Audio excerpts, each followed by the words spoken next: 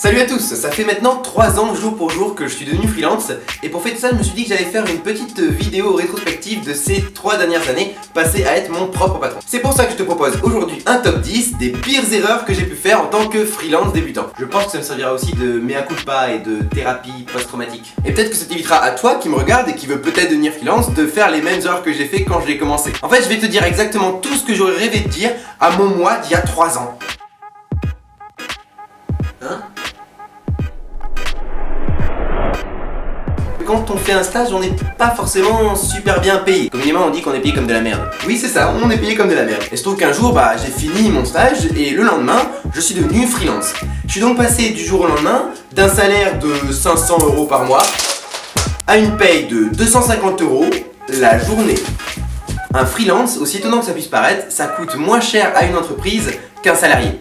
Et oui, parce que quand vous êtes salarié, votre patron il paye votre salaire, mais il doit payer aussi toutes les charges patronales et les cotisations qu'il y a à côté. Alors que quand vous êtes freelance, il ne paye que votre tarif à la journée, et derrière c'est à vous de gérer vos cotisations et tout ce que vous devez payer vous-même. Ce qu'il faut faire au début en fait, c'est de suite aller chercher les tarifs médians de sa profession. Que vous soyez développeur, graphiste ou éleveur de chèvres, j'en sais rien, mais il faut aller chercher les tarifs des métiers directement sur les sites spécialisés pour chacun de votre métier en fonction que vous soyez junior, médium ou senior. Et comme ça, vous prenez juste les prix qui sont indiqués en tarif moyen et vous les appliquez. Alors quand j'ai commencé, la première peur que j'ai eue naturellement, c'était de ne pas réussir à trouver suffisamment de contrats ou de différents clients pour vivre.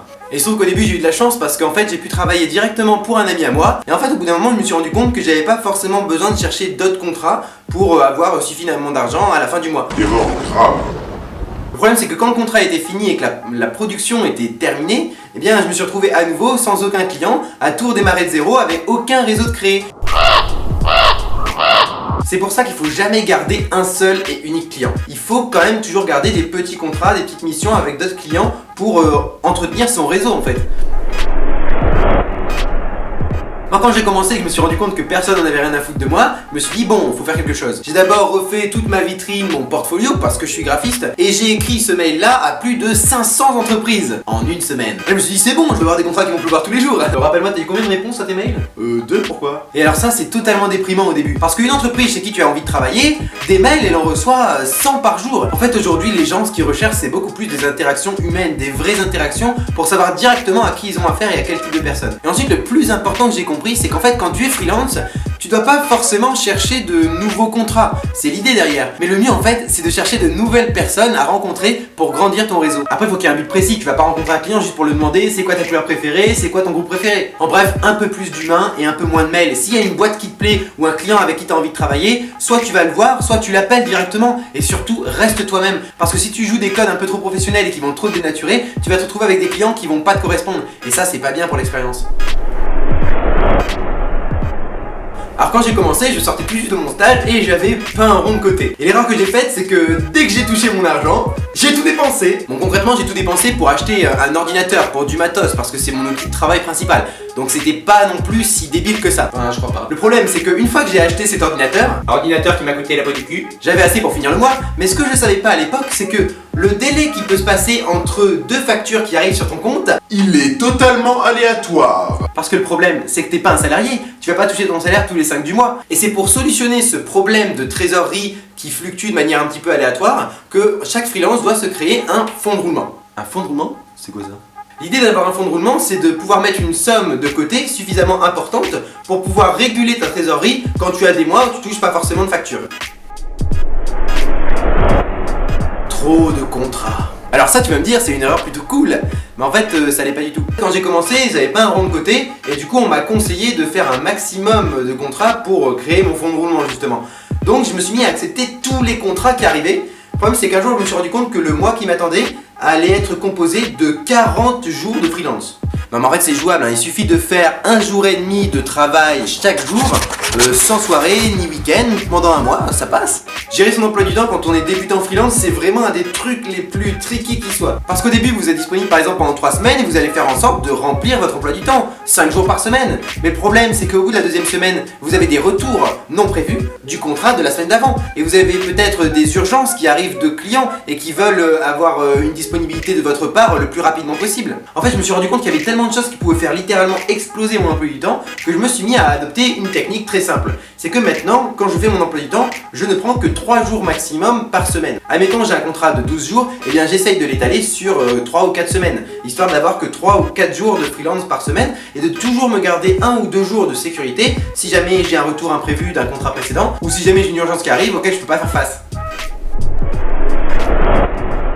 Alors c'est quoi l'effet tunnel? L'effet tunnel, c'est ce qui m'est arrivé 1 ou 2 fois au début avec 1 ou 2 clients quand j'ai mal suggéré ma communication avec eux. Concrètement, ce qui s'est passé, c'est que j'ai cru avoir cerné le besoin de mon client à l'époque et je me suis lancé directement dans la production jusqu'à la finalisation et à la livraison. Le problème, c'est que j'avais pas suffisamment vérifié aux différentes étapes du projet si le client était content de ce que je faisais. Et je peux vous dire qu'il l'était pas du tout. Parce que ce que j'avais fait, c'était bien, mais c'était pas du tout ce qu'il voulait. Parce que je me suis enfermé dans un tunnel. Alors maintenant, pour solutionner ça, ce que je fais, c'est que à chaque projet, je découpe le plus possible en micro-étapes et à chaque micro-étape, je fais une discussion avec mon client pour être sûr qu'on est bien sur la même longueur d'onde et qu'à la fin, j'ai pas de surprise en me rendant compte qu'en fait, ce que j'ai fait, il en a rien à foutre.